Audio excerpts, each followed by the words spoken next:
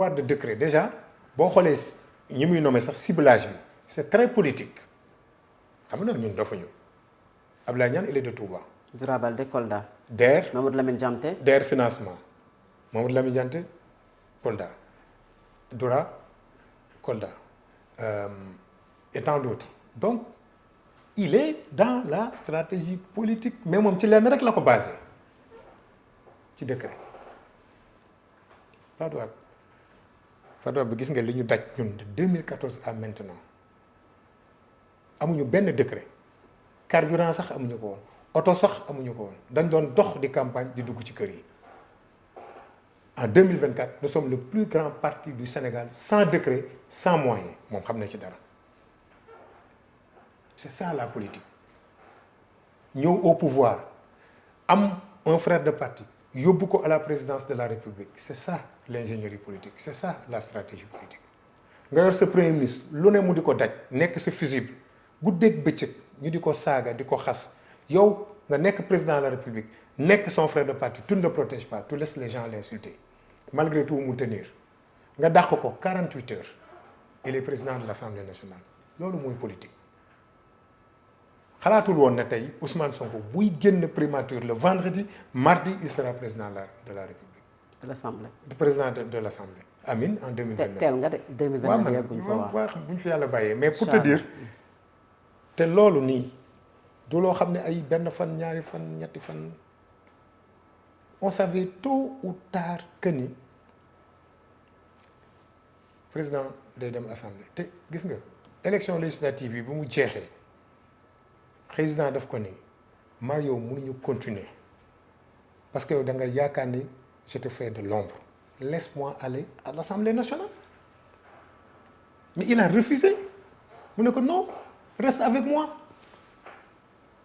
président Ousmane ne ko dans ce cas il me faut un témoin ci la ñu woo El Malick mu toog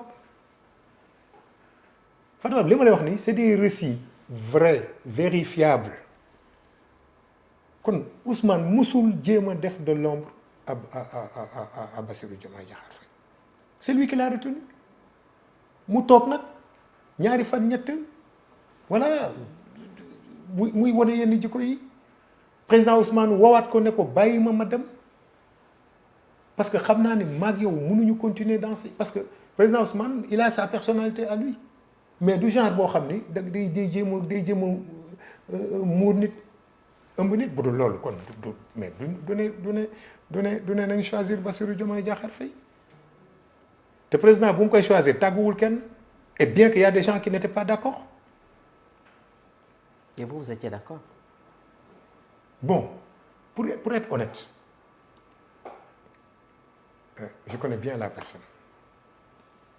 wax na ko am na kuy ànd ak moom sax ku wax ne bu mu nekkee xale dafa amoon orgueil dafa gaawoon mer mu ne dafa siisoon sax xaw ma bu ñu ngi bu papaam doon ñëw. ci kër gi xam nga lii la ñuy waxati. non dama non attends non dama ni am na ku ànd ak kuy xaritam bu wax loolu. dégg naa oui. waaw xam nga kooku man aussi ma nekk ak moom ci parti bi xam naa un peu ci personnalité au début man je m'étais dit que ni bon mais après je me suis dit bi mu gisee effervescence ah non. vous étiez réticent maanaam. un peu. bi ñu ko choisir. un peu mais mu président Ousmane muy may seetaan mosuma ko wax peut-être après pourquoi loolu pourquoi. non parce que nit ki da nga koy jàng rek xam nga tey bu fekkee da nga xaw a yëg sa bopp tuuti lu ñu def rek nga gis sa bopp peut-être pourtant c'est ça qu'il dit chaque jour respecté wuñ ma dañ may tuutil.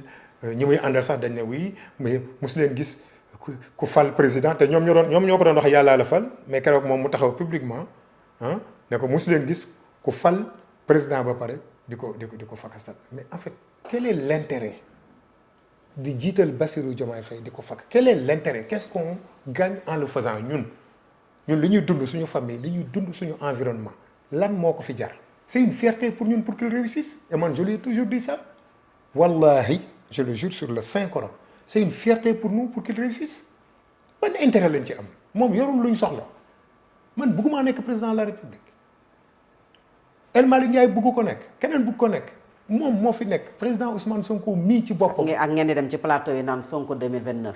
waaw mais loolu mënu koo bañ. te moom mu nekk déjà le président de la République bon ça c'est une évidence. d'accord xëy na am xembemteef ou pas. d'accord de toute façon parti bi waxtaanee wu ko mais vous partez. D'accord. maanaam ci plateau yi ngeen di dem ne Ousmane Sonko président de la République en 2029 loolu bokk na ci li nga xam ne il est pas d'accord aussi pour un parti bien organisé waroon nañu xaar ba dem congrès xam fan ngeen jëm au lieu de ngeen di jiitu ci loo xamante ne kenn décidé gu ko. moom et ça c'est bien avant le congrès. bien waaw sûr waaw d'accord moom mën na nangu mën na bañ ñu ne Sonko 2029 mais ñun war nañu nangu ñi ànd ak moom di wax Diomaye 2029 Fatou waxal ñun kon ñun war nañu accepter moom aussi ay gaayam di taxaw di wax Diomaye 2029. moom mu bëgg ñu ko bañal c'est quelle logique déggoo gars yi mu àndal ñoom ñëpp chaque deux Diomaye de coalition nu mu tudd. Diomaye président. waaw léegi moom mu am coalition Diomaye président bañ ñun ñu am suñu coalition Sonko président mais c'est quelle logique moom il se prend pour qui ba moom lu mu ñuy interdire du ko interdire boppam logique pour logique pour logique. alors Pastef entre déjà la coalition Diomaye président Pastef aussi nekk ci coalition Benno Bokk Yaakaar parce que sànq yaa ngi wax ne da ngeen a jàkkaarloo ak Benno Bokk Yaakaar mais lii nii li am ni xëy na bëriwul lu muy am ci paysage politique bu Sénégal. muy un parti boo xamante ne yow sànq nee nga du ngeen opposition. alors que non dama ne c'est un cas d'école. c'est un cas d'école il faut que oui. il faut qu'on nous dise ñun ironiser na wax ko. Voilà. le parti Ousmane Sonko ne il est dans le pouvoir et dans l'opposition. Oui. mais vous êtes entre la coalition Diomaye président d'un côté de l'autre côté vous faites face à la coalition Benno Bokk Yaakaar et même une partie de l'opposition nan ngeen di def pour jàkkaarloo ak loolu ak fi ñu jëm. mais rien n'a changé ñun de 2014 à 2024 nous étions les seuls partis attaqués à la fois par le pouvoir et l'opposition c'est loolu 2024 les gens ne tiraient pas sur Amadou Ba mais ils tiraient sur Bassirou Diomaye Diakhar Faye qui était notre candidat loolu ça loolu moom mooy histoire u Pastef mooy nattu Pastef seul contre tous li amoon entre de 2014 à 2024 moo am exactement maintenant tout sauf Ousmane Sonko moo fi am ba ci notre ancien frère de parti ça a toujours été comme ça mais maintenant les plus grands perdants mooy li ma wax keroog ne au moins le président Bassirou Diomaye Faye a réussi quelque chose toog na paleem am na ñeenti nit yu génn ci mbedd mi di xeex ak moom et boo xoolee sax ñenn ñi après dañoo xam mais ñun on ne peut pas comprendre ah coalition Diomaye ne nañ génn ba pare gisuñu ci kenn ci biti. ba pare en plus ñu ñuy gazé boole ci. certains même ont dit que lii deal la. certains ont même osé dire que lii deal la donc ñun.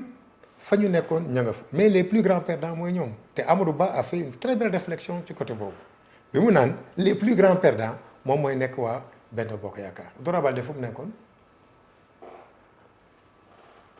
Abdoulaye Niane fu mu nekkoon nekkul woon Benno Bokk Yaakaar te ne soyez pas surpris hein suba ngeen gis ay Antoine Diome ay ñeneen ak ñeneen ah ne soyez pas surpris hein lu ñuy gën a dem ngeen di gën a man la il fera dil yaa ngi wax dil dégg nañu Abdourahmane Diouf récemment dans une conférence de presse qui disait que ne Ousmane Sonko manœuvrait pour reporter la présidentielle de 2024. gis nañ nga def ci poste. léegi sur le champ. non est-ce que non je ne crois pas. vous n'avez pas réagi. non kooku moom wax dëgg yàlla c'est Waly Diouf alors c'est Waly Diouf Bodian non kooku du ma ko tontu mais Fatou moi je fais appel à l'histoire toujours. Macky Sall bi mu ñëwee indi son projet de report de l'élection présidentielle à l'Assemblée nationale kan moo def appel kan moo def recours au Conseil constitutionnel kan moo def recours c'est Pastef avec d'autres députés c'est contradictoire bu doon loolu duñ def recours si telle était notre volonté duñ def recours les gens ont tout fait pour que le président Ousmane Sonko d'accord il dit j'ai déjà choisi Bassirou Diomaye Diakhar Faye kooku day wax rek moom kay na dem lijjanti partem vraiment au niveau de Rufisque te fexe élection locale yii mu fexe ba gagner Rufisque le plus beau cadeau qu'ils peuvent offrir à leurs nouveaux frères mooy de gagner leur localité Rufisque na ko gagné bis bu ko gagné moom ma xam ni vraiment l'ambition présidentielle du président Bassirou Diomaye Faye n'est pas menacée. Et justement par rapport à ces élections locales. waaw yow pare nga. yàgg na. vous êtes candidat. bon à votre maanaam ci sa propre succession. non bon là moom quand même man Fatou Abdou je suis un militant nag discipliné damay xaar mën naa ne dinaa nekk candidat mais il n'est pas dit